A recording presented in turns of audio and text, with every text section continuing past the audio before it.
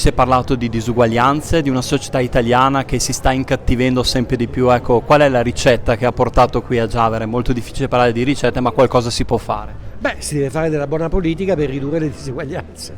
Ci sono gli strumenti per farlo, ci sono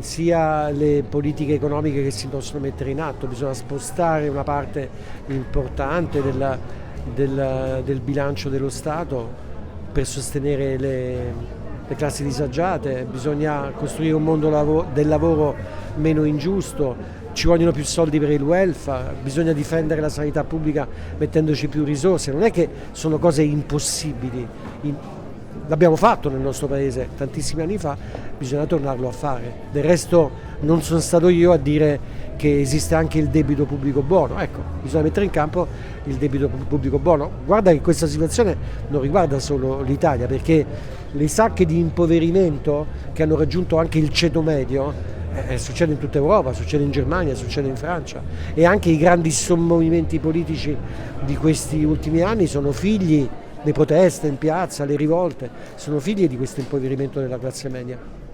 Una battuta invece sul Giavera Festival che ci fa guardare con speranza non solo al futuro ma anche al presente. Ma intanto parole importanti, gente appassionata, che mi ha colpito moltissimo il livello dei dibattiti e le tante persone che hanno seguito veramente minuto per minuto anche argomentazioni difficili. Ma noi della RAI, noi di Presa Diretta abbiamo un rapporto con il Veneto molto importante. Devi sapere che quando si vanno a vedere i risultati di ascolto, le percentuali, il Veneto è una delle regioni che segue di più Presa Diretta. Il Veneto è una regione ancora che guarda alla politica come qualcosa di interessante, alle questioni sociali ed economiche come qualcosa di interessante e di vitale. È quello che dobbiamo fare, rimettere al centro del dibattito pubblico nazionale le questioni importanti del Paese.